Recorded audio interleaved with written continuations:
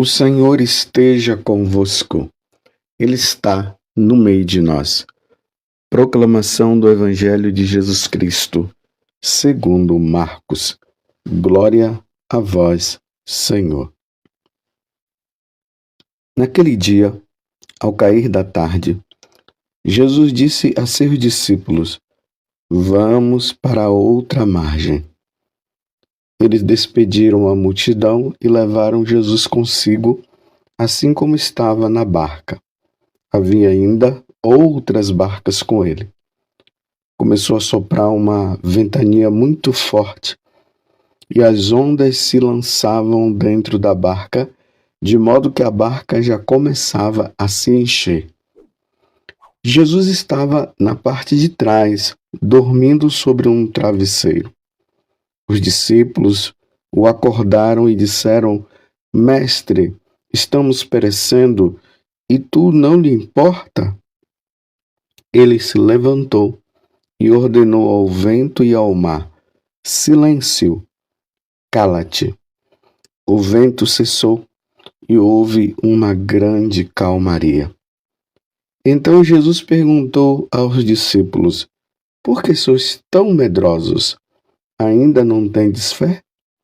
Eles sentiram um grande medo e diziam uns aos outros: Quem é este, a quem até o vento e o mar obedecem? Palavra da salvação. Glória a vós, Senhor. Meus irmãos e minhas irmãs, hoje, com muita alegria, a igreja celebra a memória de Santo Tomás de Aquino, presbítero e doutor da igreja. Santo Tomás de Aquino, ele nasceu por volta do ano de 1225 e morreu em 1274. Santo Tomás de Aquino era dominicano, da ordem de São Domingos, um grande pregador, uma ordem dedicada à pregação. Santo Tomás de Aquino é considerado um homem de uma inteligência muito grande, porque Deus o agraciou. Santo Tomás de Aquino teve a graça de ter o entendimento de Deus. Por isso ele escreveu uma grande obra teológica chamada Suma Teológica. Ele conseguiu definir a Santíssima Trindade de forma espantosa, de forma grandiosa. Quando nós lemos esse grande tratado, a Suma Teológica, nós ali vemos Santo Tomás falando, explicando a Santíssima Trindade. E aí ele vai explicando cada pessoa. Quem é o Pai, quem é o Filho, quem é o Espírito Santo. Depois ele entra nos mandamentos, entra nos sacramentos e assim por diante. Por isso, o Concílio Vaticano II e muitos dos tratados e muitas das coisas que foram discutidas no Concílio Vaticano II sempre apelou a Santo Tomás de Aquino, ao pensamento dele. Ali no rodapé nós encontramos muitas referências a Santo Tomás de Aquino. Ele é honrado com o título de doutor angélico. Apesar de toda a inteligência que ele tinha, ele era muito simples, era um homem silencioso. E na verdade é assim. Se nós queremos entender as coisas de Deus, nós devemos deixar o orgulho de lado e ter um coração simples, embora ele fosse muito inteligente.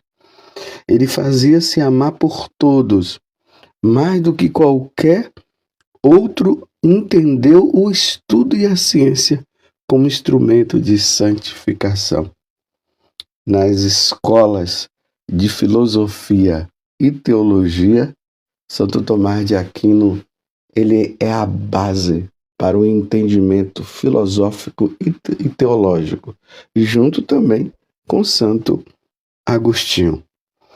Peçamos no dia de hoje que Santo Tomás de Aquino, ele interceda por nós e que nós tenhamos a graça de compreender as coisas de Deus. Às vezes perguntavam para ele de onde é que vinha tanta inteligência e tanta sabedoria. Ele dizia, é só você contemplar o crucificado. Ali está todo o entendimento de Deus. Ali você vai encontrar o entendimento para você se santificar e amar a Deus. Diante da oração da coleta de hoje, eu quero encerrar esse pequeno momento pedindo a Deus a graça que através de Santo Tomás nós cheguemos ao conhecimento dele e à santificação e como recompensa o céu.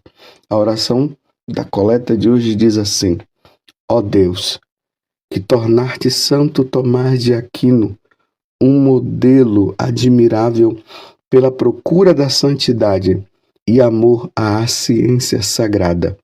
Dai-nos compreender seus ensinamentos e seguir seus exemplos. Por nosso Senhor Jesus Cristo, vosso Filho, na unidade do Espírito Santo. Amém. O Evangelho de hoje nos ajuda a compreender que nós devemos ser inteiramente dependentes do Senhor. Vocês veem que o Evangelho, que é de São Marcos, capítulo 4, do versículo 35 até o versículo 41, ele começa dizendo assim: naquele dia, ou seja, naquele dia em que Jesus tinha feito a explicação daquelas parábolas, as parábolas do reino, as parábolas da semente que é plantada e tudo mais. À tarde, que vai dizer, ao cair da tarde, Jesus disse a seus discípulos, vamos para a outra margem. Então eles entraram na barca. Lembremos que eu sempre estou falando nesses dias que São Marcos, ele vai narrando a vida de Jesus ali na região da Galileia, principalmente nessa região. Os outros também narram, claro, né? Os outros também narram. Mas ali a gente vê de forma assim bem específica os acontecimentos, os fatos de Jesus com a multidão, com os discípulos, ali na sinagoga, onde ele expulsou aquele diabo que estava no corpo daquele homem. Aí de repente ele já está ali na casa da sogra de Simão Pedro, porque a sinagoga fica do lado. E depois Jesus já está ali no mar da Galileia pregando. Foi ali que ele chamou os apóstolos, Pedro, Tiago, João e os outros que estavam pescando. Aí ele disse, de hoje em diante tu serás pescador de homens. Agora o fato, ele está ali, no mar mesmo. Eles entram na barca e vão ali navegando. De repente, começa a vir uma grande ventania e a água do mar já estava entrando dentro da barca. Teve uma peregrinação que eu fiz e tem um momento que nós navegamos ali no mar da Galileia para nós relembrarmos esses fatos da vida de Jesus. É um momento muito bom. Teve uma vez que quando nós fomos, começou a chover e veio aquela brisa, aquele ventinho, E ali nós na barca, né? A água ia balançando um pouco a barca e a gente ficava assim. Foi até bom porque nos ajudou a entender esse momento. Claro, não foi na proporção do que aconteceu com Jesus e os discípulos, mas foi para um pequeno entendimento para nós. É interessante que esse Mar da Galileia, que tem vários nomes, que se diz o Lago de Jesus, o Lago dos Discípulos, aí ele fala também o Lago de Tiberíades, o Mar da Galileia. Então, ele tem uma profundidade de 43 metros. Então, imagine uma pessoa que estaria numa situação meio difícil ali e, dependendo, né, se não sabe nadar, se não soubesse nadar, imagina, a pessoa descia 43 metros de profundidade. Então, é nesse lugar que vem esse vento. Agora, o importante é perceber que, enquanto os discípulos estavam amedrontados, apavorados, ali dentro da barca, porque o vento era forte, as águas estavam como que entrando, e eles poderiam ali se afogar. Imagina que Pedro, Tiago e João, eles eram pescadores, mas imagine eles todos ali amedrontados naquele momento. É ser humano, mas eles olham para Jesus. Aí Jesus estava na parte de trás da barca. E aqui São Marcos vai dizer o seguinte, que Jesus estava dormindo sobre um travesseiro. É até cômico, né? Um vento forte, as águas ali quase que entrando na barca, e você olha ali para trás e Jesus dormindo no travesseiro. Dá para entender isso? Se não fosse drástico, nós iríamos dizer que é cômico. Ou melhor, é drástica a situação e é cômica também. Ele na maior tranquilidade. E aí os discípulos olham para ele. E aí vão dizer: Mestre, estamos perecendo e tu não te importas? Vejam que eles estão chamando Jesus de mestre. Eles não estão chamando Jesus de Senhor, de Deus. Eles recorrem a Jesus porque Jesus já tinha feito tantos milagres, expulsado demônios e tantas outras coisas. Então agora ele diz, nos ajuda. E o senhor fica aí tranquilo. Mas ainda não havia um reconhecimento de que Jesus era Deus. Eles estavam no processo. E é depois ali da ressurreição que eles vão acreditar que Jesus realmente é Deus e Senhor. Mas por enquanto, essa compreensão estava ainda em desenvolvimento. Tanto que no final ele diz: quem é este, a quem até o vento e o mar obedecem? Quem é esse? Mas voltemos ao fato anterior. Então, depois que eles falam isso, Jesus se levanta e ordena ao vento e ao mar: silêncio, cala-te. E o vento cessou e houve uma grande calmaria. Foi isso que aconteceu. Se lembra que Jesus também usou dessa autoridade sobre os demônios? Silêncio, cala-te e sai. E os demônios saíam.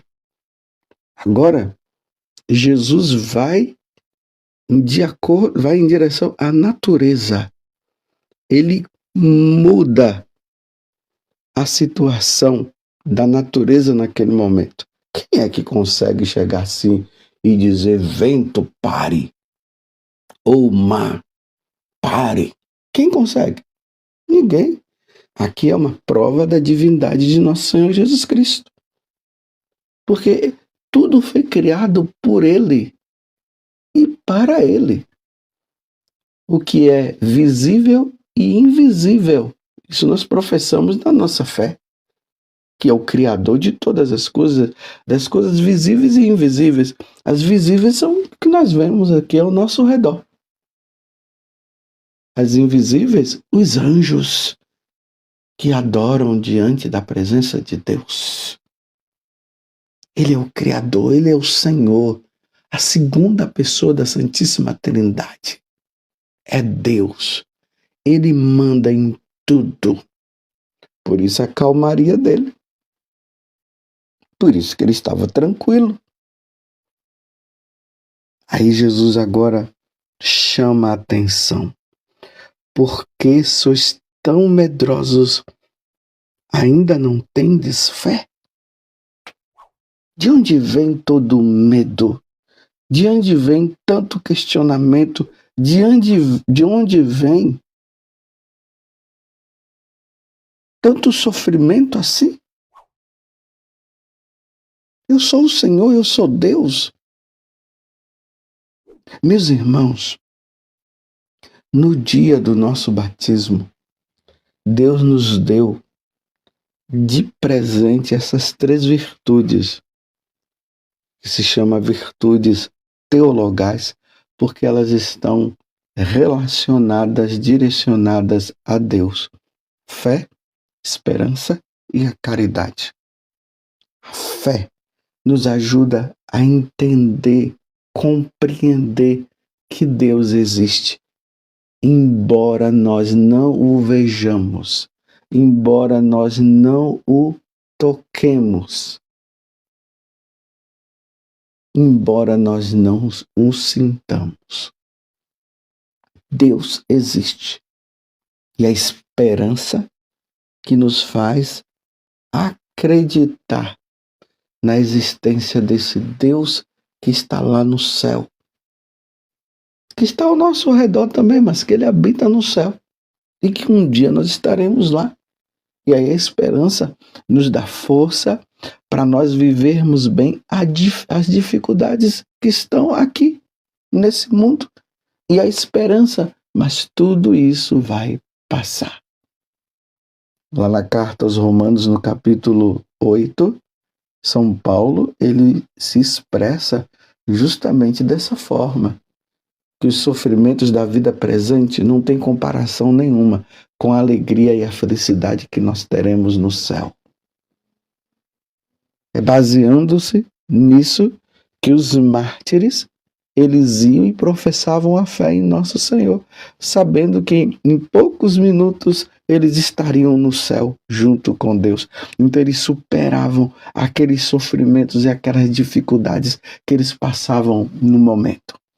Os algozes, achando que estariam tirando a vida deles, eles diziam: não, vocês não estão tirando a vida, vocês estão nos proporcionando a vivermos a verdadeira vida. E a caridade, que é o amor por excelência. Esse amor a Deus, esse amor que nós devemos ter a Ele acima de qualquer coisa. Então, no dia de hoje, meus irmãos, Jesus está dizendo assim: por que você está desta forma? O porquê dessa tristeza?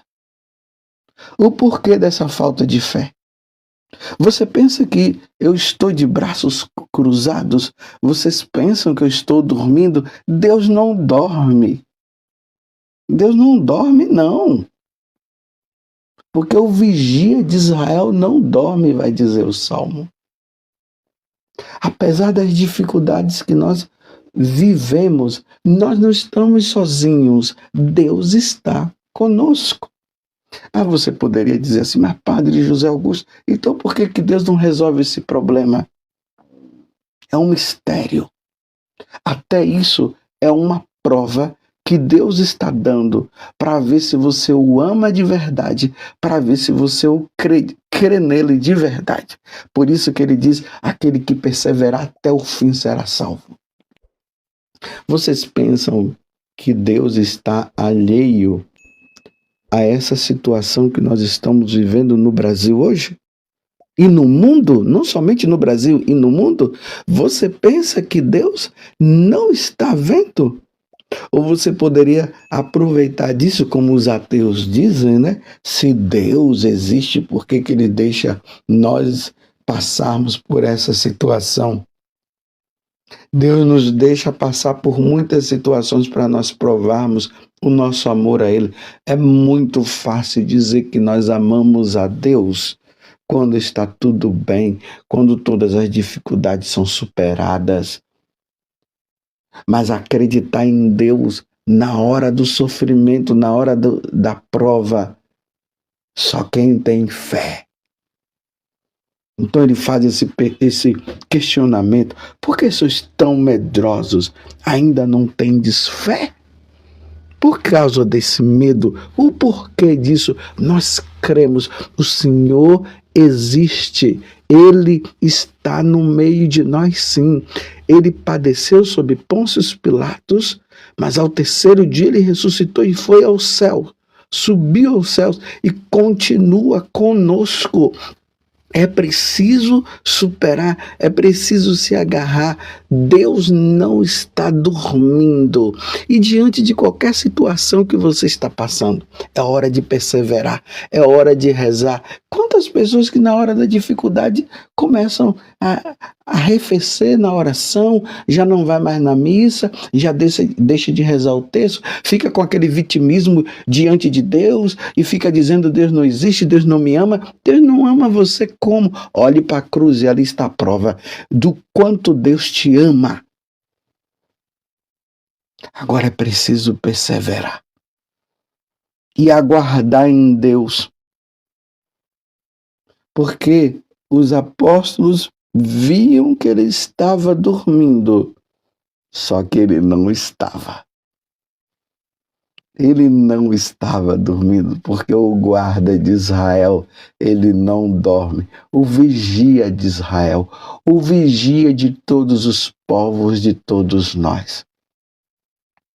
Mesmo, meus irmãos, que nós passemos por dificuldades, não abandonemos a Deus e continuemos a dar a prova de que nós acreditamos de verdade.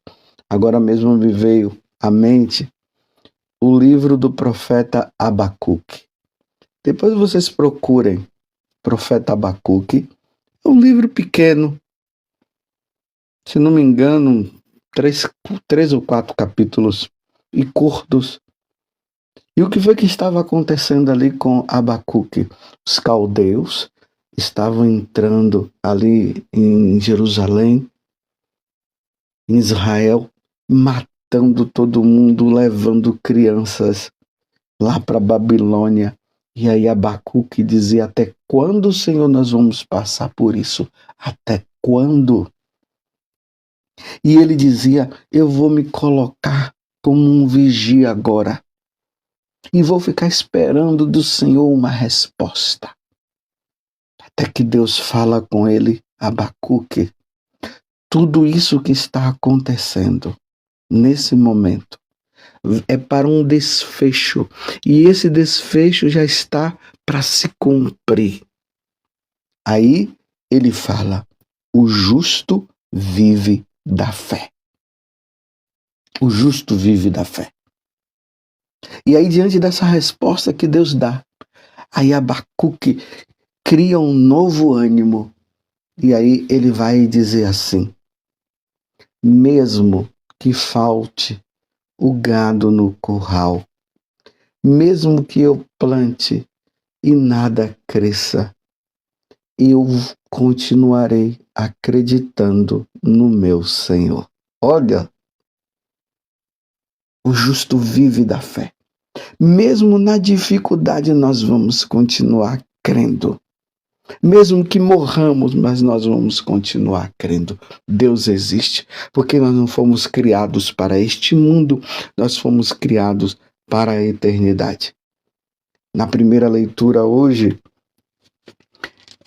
na carta aos Hebreus, é ali o capítulo 11 da carta aos Hebreus.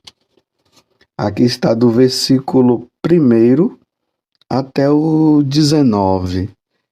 Como é uma passagem muito comprida, a igreja na liturgia foi tirando alguns versículos, mas depois você leia todo esse capítulo 11, que ali há uma exaltação à fé, mostrando o que aconteceu no Antigo Testamento, como os homens, eles passaram por dificuldade, foram até entregues aos animais, foram até mortos, mas eles em momento nenhum, eles perderam a fé.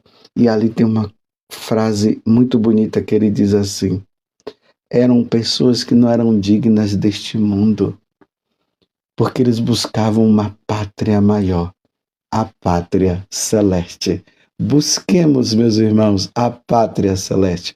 Hoje, no dia de Santo Tomás de Aquino, que ele fala justamente sobre isso, que nós fomos criados para Deus e para um dia nós contemplarmos a face dele na visão beatífica, porque nós estamos aqui de passagem. Peçamos a intercessão dele e peçamos a Deus a graça de morrermos, porque na hora da morte, e continuarmos na nossa vida aqui, perseverando até morrermos, mesmo que as dificuldades venham, mesmo que os ventos fortes venham, mesmo que as águas queiram nos submergir, nos jogar lá nas profundezas, vamos continuar dizendo: eu creio no meu Senhor. Que Nossa Senhora nos ajude, ela que estava aos pés da cruz, vendo o filho morrer, mas ela sabia que ele iria ressuscitar. Louvado seja nosso Senhor Jesus Cristo, para sempre seja louvado, e a nossa mãe, Maria Santíssima.